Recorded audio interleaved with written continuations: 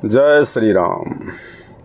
लेकिन माफ़ करना भाई और बहनों, मेरी जय श्री राम त्रेता युग में जन्मे दशरथ पुत्र रामचंद्र जी के लिए नहीं है। मेरी जय श्री राम उस आदि राम के लिए है, उस वास्तविक राम के लिए है जो राम श्री रामचंद्र जी से भी पहले था, जिस राम की पूजा सतयुग में भी होती थी, और जो विष्णु के अवतार श्री रामचंद्र जी जो त्रेता युग में आए थे, जिनको आप श्री रामचंद्र जी कहते हैं। अगर त्रेता युग में जन्मे श्री रामचंद्र ही राम हैं, वास्तव में भगवान हैं, तो श्री रामचंद्र जी के परिवार में, उनके खानदान में, उनके कुल में राम की पूजा क्यों नहीं होती थी? बताइए। रामचंद्र जी के माता पिता किसकी भक्ति करते थे? श्री रामचंद्र जी की या किसी और की? रामचंद्र जी के कुल देवता कौन थे? रामचंद्र जी के दादाजी को तो पता ही नहीं कि राम कौन है, क्योंकि उनके दादाजी के शरीर छोड़ने के बाद में रामचंद्र जी का जन्म हुआ। तो श्री रामचंद्र जी राम तो हैं, भगवान तो हैं, लेकिन ये कंप्लीट भगवान नहीं हैं। इनके ऊपर तो बहुत राम हैं, श्री राम के ऊपर तो बहुत भगवान हैं, जिसकी जानकारी जब आप अपने धर्मशास्त्रों से परिचित हो जाओगे तब आपको देखने को मिलेगी। राम का नाम कोई मुक्ति का नहीं है, राम का नाम कोई बैकुंठ में बैठाने का नहीं है। राम तो श्री रामचंद्र जी के शरीर का नाम था, उनकी पहचान थी राम। जैसे श्री कृष्ण जी आए तो श्री कृष्ण कोई मुक्ति का नाम नहीं है, श्री कृष्ण तो उनके शरीर की पहचान है। जैसे कंस उसके शरीर की पहचान था। राजा दशरथ तो राजा दशरथ केवल उस व्यक्ति की वो पहचान है। इसी प्रकार राम जो शब्द है ये रामचंद्र जी के शरीर का नाम था, उनकी पहचान थी।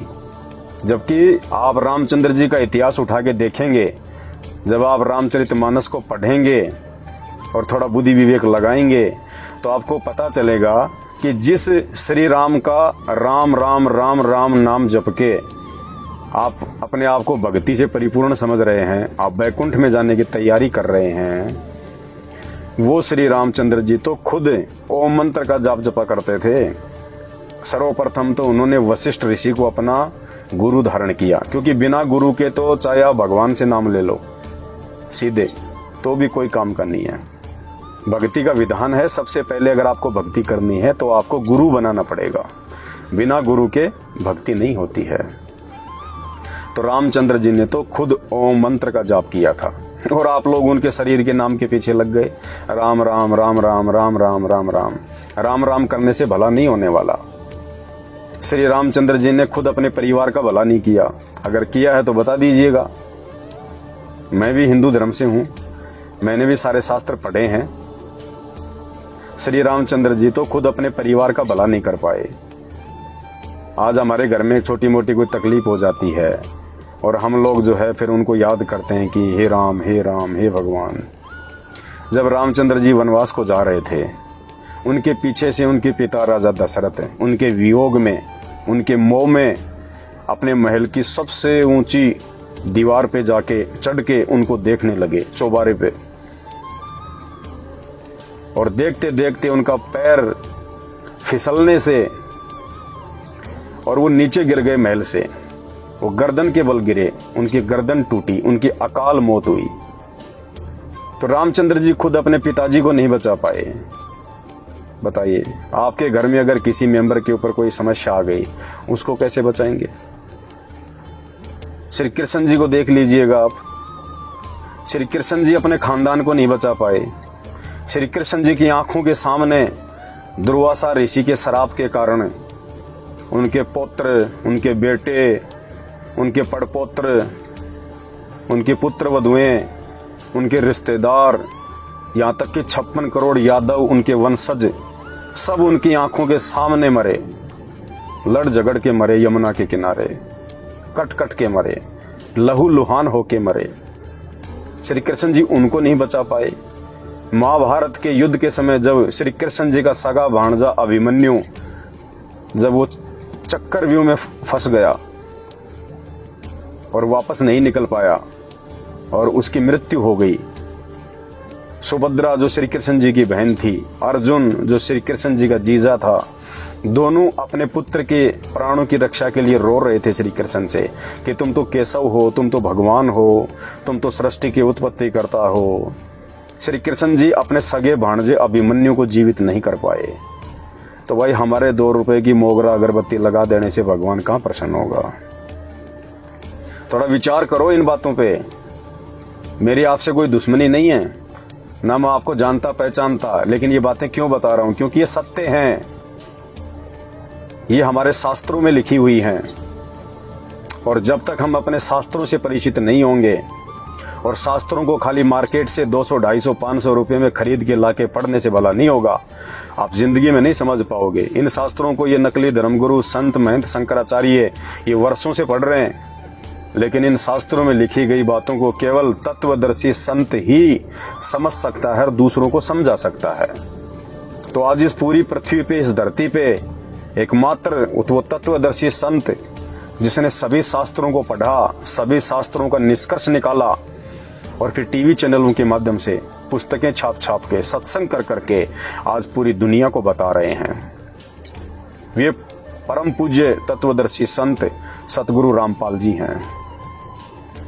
आप YouTube पे सर्च करें सृष्टि रचना संत रामपाल जी महाराज। इस वीडियो के ऊपर मैं एक लिंक भेज रहा हूं जिसमें 2.5 से 3 घंटे का वीडियो है सृष्टि रचना का, शास्त्र प्रमाणित है। सभी शास्त्रों से निष्कर्ष निकाल के आप लोगों को प्रमाण दिखा दिखा के वो वीडियो जो है वो बना हुआ है। वो अबाई नहीं है, मनमुखी नहीं है। धरती पे पूर्ण संत इस समय प्रकट है जो आपको सही आध्यात्मिकता की जानकारी दे सकता है। आपको जो ये मानव तन प्राप्त हुआ ना परमात्मा की मेहर से, ये भक्ति के लिए प्राप्त हुआ है। अगर इस मानव जन्म से भक्ति नहीं करी और जन्म लेके खाया पिया मौज मस्ती की, बच्चे पैदा किए, एक दिन मर गए, ये काम तो जानवर भी करता है। तो हम में और जानवरों में फिर क्या अंतर रह गया? अगर यूं ही मरना है तो एक दिन। ये मानव तन प्राप्त करने का मकसद कुछ और है। मानव तन दुर्लभ है, ये मिले न बारंबार, तरवर से पत्ता टूट गिरे वापस नहीं लगता डार। ये 84 लाख योनियों के बाद एक बार मिलता है और केवल भक्ति के लिए। क्यों? क्योंकि इस मनुष्य शरीर से ही हम भगवान को पहचान सकते हैं, हम भक्ति कर सकते हैं। गधा भक्ति नहीं कर सकता। कुत्ते को पहचान नहीं है कि कौन राम है, कौन कृष्ण है, कौन संत रामपाल जी हैं। ये बुद्धि परमेश्वर ने मानव शरीर देके हमें दी है सिर्फ भक्ति करवाने के लिए। और यदि आपने इस मानव शरीर का फायदा नहीं उठाया और यदि आप ऐसे ही नकली संतों के पीछे लगे रहे आंख बंद करके, जिनको ना कोई शास्त्रों की जानकारी है, जिनको ना कोई धर्म और कर्म की जानकारी है। आज लाखों संत हैं हिंदुस्तान में, सब अपनी अपनी मनमुखी साधना बता रहे हैं। किसी भी संत महंत या गुरु का ज्ञान हमारे धर्मशास्त्रों से मेल नहीं खाता। अरे भगवान एक है, हम सब जानते हैं, तो उसकी प्राप्ति का मार्ग भी एक ही है। फिर ये लाखों धर्मगुरु क्यों, लाखों रास्ते क्यों? सिर्फ हमारी अज्ञानता के कारण। तो जब तक हम लोग अपने धर्मशास्त्रों की जानकारी के अभाव में बिल्ली के आगे कबूतर की तरह चुपचाप आंख बंद करके बैठे रहेंगे, ये लोग इसी प्रकार से हमारा मजाक उड़ाते रहेंगे और हमारे मानव जीवन को ये बर्बाद करवाते रहेंगे। और जिस प्रकार से हमारे पूर्वज भूत बने फिर रहे हैं, देखो जिसका बाप मर जाता है, जिसका दादा मर जाता है, बड़े शौक से उसकी फोटो बनवाएंगे और फोटो के नीचे लिखेंगे हमारे स्वर्गवासी दादाजी, हमारे स्वर्गवासी माता जी। जबकि किसी की भी दादी, किसी का भी दादा, किसी का भी बाप जो है वो स्वर्ग में नहीं जाता, और जाता भी है तो थोड़े समय के लिए, बाकी तो 90% उनको नरक ही भोगना पड़ता है। और उसके बाद में भूत की योनि में, प्रेत की योनि में, पितृ की योनि में। अरे अगर दादा या हमारे बाप अगर स्वर्ग में चले गए, फिर उनके श्राद्ध क्यों निकाल रहे हो भाई? अरे वहां भी भूख है क्या? स्वर्ग में भी भूखमरी फैल रही है क्या? जो छठे महीने यहाँ पे उनके खीर बनाते हो, उनके लिए मालपुए बनाते हो, फिर वो स्वर्ग कहाँ हुआ जहाँ पे भूखमरी है, जहाँ पे अनाज की कमी है, जहाँ आपके दादा परदादा आपके बाप को खाना नहीं मिल रहा, आपने यहाँ से भेजना पड़ रहा है। ये सब पाखंड, ये कर्मकांड है। और ये कर्मकांड इन नकली संतों ने जिनको हम बहुत बड़े जो है वो धर्म के मार्मिक और ज्ञाता समझा करते थे, इन लोगों की अपनी छोटी सोच के चलते ये लोग शास्त्रों के सार को नहीं समझ पाए। इन्होंने संस्कृत तो पढ़ ली, लेकिन वो संस्कृत वास्तव में कह क्या रही है, उसका सार क्या है, भक्ति क्या है, भगवान कौन है, ये जानकारी नहीं दे पाए। ये खुद भी मरने के बाद में भूत बनते हैं, ये प्रेत बनते हैं, 84 लाख योनियों में जाते हैं, और इनके पीछे लगे हुए इनके भगत ये कहाँ जाएंगे, ये आप खुद विचार कर लेना। तो कहने का मतलब है, आने वाले समय में दास अपने गुरुदेव भगवान के आशीर्वाद से, उनकी रजा से, आप सभी भाई बहनों को, क्योंकि मुझे आपके मानव जन्म की कीमत का पता है, मुझे गुरुदेव भगवान ने इस मानव शरीर की कीमत बता दी कि बेटा अगर इस मानव शरीर से अगर पूर्ण परमात्मा की पहचान करके और वो सही मंत्र जाप नहीं किया, सही मार्ग से भक्ति नहीं करी, तो 84 लाख योनियों में जाना पड़ेगा। ये विधान है। अरे गीता जी में तो यहां तक लिखा है कि जो तीनों देवता हैं ब्रह्मा विष्णु महेश, इनकी भी पूजा नहीं करनी चाहिए। इनकी भी पूजा करने के लिए गीता जी ने अध्याय नंबर 15 श्लोक नंबर 15, 16 और 17 मना किया है। अध्याय नंबर 7 और श्लोक नंबर 12 इन तीनों गुणों की, रजगुण ब्रह्मा जी, सतगुण विष्णु जी और तमोगुण शिव जी, इन तीनों गुणों की भक्ति करने के लिए जो है वो मना किया गया है। और हम तो भूत भैरव के पीछा ही नहीं छोड़ रहे। तो कौन है वो एक पूर्ण परमात्मा जिसकी भक्ति के लिए मानव शरीर मिला है? और उस पूर्ण परमात्मा की जानकारी भी केवल एक ही संत दे सकता है पूरी पृथ्वी पे।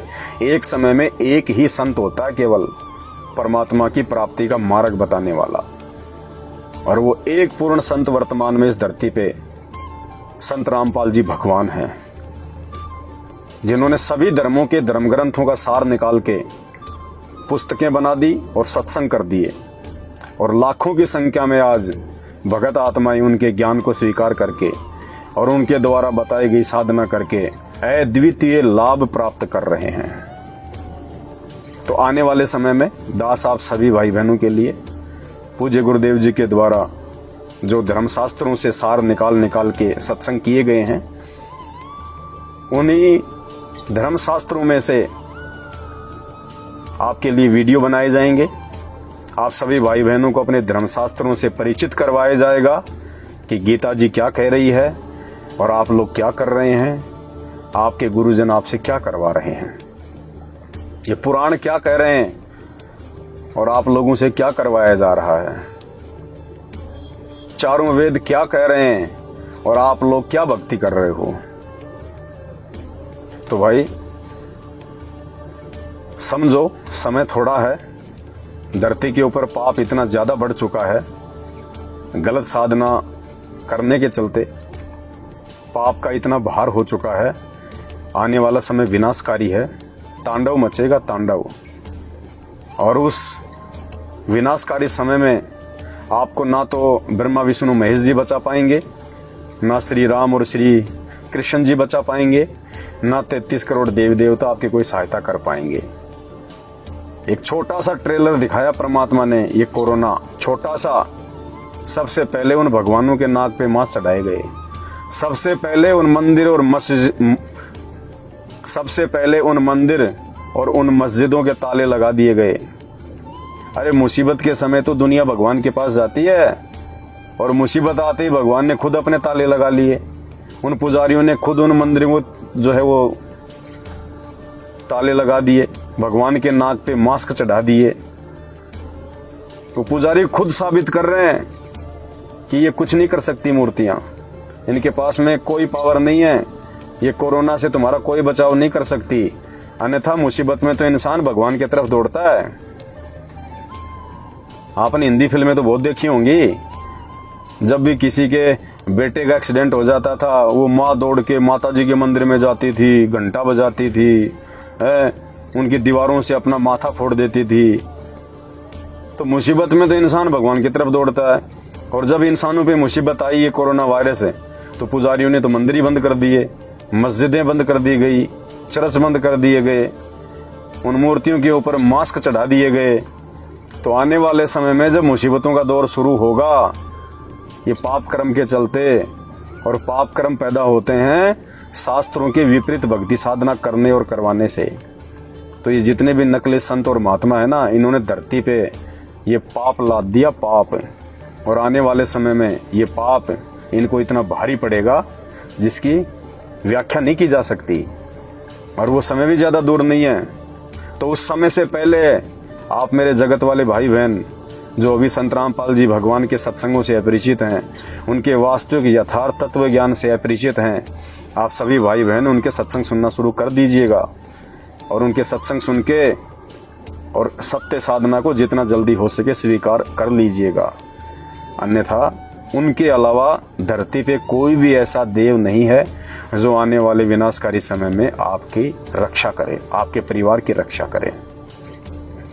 तो आगामी समय में दास आपके लिए तरह तरह की वीडियो लेके आएगा कि हमारे जो ये धर्मशास्त्र हैं ये क्या कह रहे हैं, और हम लोगों से जो हम इन धर्मशास्त्रों से अपरिचित हैं, ये हमारे गुरुजन, ये नकली संत महात्मा शंकराचार्य हमसे क्या उल्टी साधना करवा रहे हैं। ये आज तक ये नहीं बता पाए कि भगवान कौन है। आज तक नहीं बता पाया कोई भी गुरुजन कि भगवान कौन है। एक भगवान का नाम नहीं बता पाए। जब भगवान की बात आती है तो कह देते निराकार है, निराकार है भगवान। अरे निराकार है तो उसको देखा किसने फिर? और निराकार है तो फिर हमारे किस काम का? और यदि वो निराकार भी हमारे किसी काम का है तो वो कौन सी साधना से मिलेगा? कौन से वो मंत्र हैं जिससे वो निराकार भगवान भी हमारे को लाभ देगा? कुछ नहीं पता इनको। सबका मानव जीवन बर्बाद किया इन्होंने, और कर रहे हैं, अपना भी कर रहे हैं। खुद भी 84 लाख योनियों के भागी बन रहे हैं, अपने भक्तों को भी वहीं ले जाके ठोकेंगे। तो भाई और बहनों, निष्पक्ष होके आप जी वीडियो देखते रहना, आपको बहुत सारी जानकारी मिलेगी। मुझे पता है कि मेरे इस प्रयास से दुनिया नहीं चेंज होने वाली, सब पता है, लेकिन मेरे इस प्रयास से अगर 5 भाई भी अगर अपने जीवन को चेंज कर लेंगे, अगर थोड़े से व्यक्ति भी अगर इन बातों पर विचार करके और संत रामपाल जी के अमृत वचन सुनना शुरू कर देंगे, तो उनका तो आत्म उद्धार हुआ पड़ा है। और कहते हैं आप मरे जग प्रलय हुई। जब इंसान जब खुद मर जाता है तो उसके लिए तो पूरी दुनिया में ही जो है वो प्रलय हो जाती है, पूरी दुनिया मर जाती है। तो अगर 5 व्यक्ति भी अगर इन बातों पर विचार कर लेंगे और सही साधना को अपना लेंगे, तो 5 व्यक्ति तो अपने जीवन को सफल बनाएंगे ना। उनका तो आत्मा का उद्धार हो गया ना। उनको तो 84 लाख योनियों में गधे कुत्ते सूअर के इस शरीर नहीं प्राप्त करने होंगे। तो वीडियो को देखते रहिएगा, और आपके जो कमेंट्स हैं हमारे लिए बहुत ज़्यादा महत्वपूर्ण हैं। आप कमेंट्स में चाहे गालियां दें, क्योंकि ऐसी ऐसी गालियां देते हैं भाई लोग कि क्या बताएं आपको। लेकिन हम तो साधु संत आदमी हैं, भगत आदमी हैं, हम किसी की बातों का बुरा नहीं मानते हैं। साधुओं को चाहे कोई फल दे और साधु को चाहे कोई डंडा दे, साधु कभी किसी का बुरा नहीं मानता है, उसी को साधु कहते हैं। और ये भक्ति का जो भक्ति हम कर रहे हैं अपने गुरुदेव के द्वारा दी गई, ये उस भक्ति का ये प्रताप है कि हमारे ऊपर इन गालियों का कोई असर नहीं होता है। आपके द्वारा बोले गए इन कुवचनों का हमारे ऊपर कोई असर नहीं होता है। हम आपको नादान समझ के, हम आपको बालक समझ के और छोड़ देते हैं कि अभी भले ये 60 साल का है, भले बहुत बड़ा डॉक्टर है, भले बहुत बड़ा व्यापारी है, लेकिन आध्यात्मिक ज्ञान में 0/0 है। इसलिए उसको नादान की संज्ञा दी जाती है, उसको बालक की संज्ञा दी जाती है। और कहते हैं बालक भूखे और पागल के ऊपर हमेशा इंसान को दया करनी चाहिए। तो आप लोग विचार करो इन सब बातों के ऊपर। ये सब बातें हम आपको क्यों बता रहे हैं? क्योंकि आप हमारे भाई बहन हो, और अपने भाई बहन यदि उल्टी दिशा में जाएंगे और आगे जाके यदि उनके भविष्य में कोई संकट आना होगा, तो वही आदमी चिंतित होगा जो वास्तव में उनको अपना भाई बहन समझता होगा। तो हम आप सबको अपना भाई बहन समझते हैं। हम सब एक पिता की संतान हैं, हम सबका एक पिता है, और हम सबको एक भक्ति करके अपने उस परम पिता परमेश्वर के पास जाना है। हम सब भूल चुके हैं अपने बाप को, अपने परमात्मा को, अपने भगवान को, और नकली भगवानों के पीछे लग गए हम। तो जब आप संत रामपाल जी के सत्संग सुनना शुरू करेंगे तो आपको सबसे पहले तो ये पता चलेगा कि एक भगवान कौन है, और जिनको हम भगवान मान के पूज रहे हैं वो कहाँ तक के भगवान हैं, उनकी पावर कहाँ तक की है। वो कहाँ तक लाभ हमारे को जो है वो दे सकते हैं। तो सत्संग सुनिए यूट्यूब पे संत रामपाल जी के, और सृष्टि रचना का वीडियो है, इस वीडियो में भी मैं ऊपर डाल दूंगा लिंक में। बाकी आप यूट्यूब पे सर्च करें सृष्टि रचना संत रामपाल जी महाराज, और देखिएगा, विचार कीजिएगा, समय को बर्बाद मत कीजिए। समय बहुत थोड़ा बचा है, ज़्यादा नहीं है, और वैसे तो समय का कोई भरोसा है ही नहीं, 1 सेकंड बाद में क्या हो जाए। लेकिन फिर भी यदि समय रहते आप समझ जाएंगे तो बहुत कुछ हासिल कर लेंगे। आज्ञा दीजिए, वीडियो को ज़्यादा से ज़्यादा शेयर करें। बंदी छोड़ सतगुरु रामपाल जी भगवान की जय हो।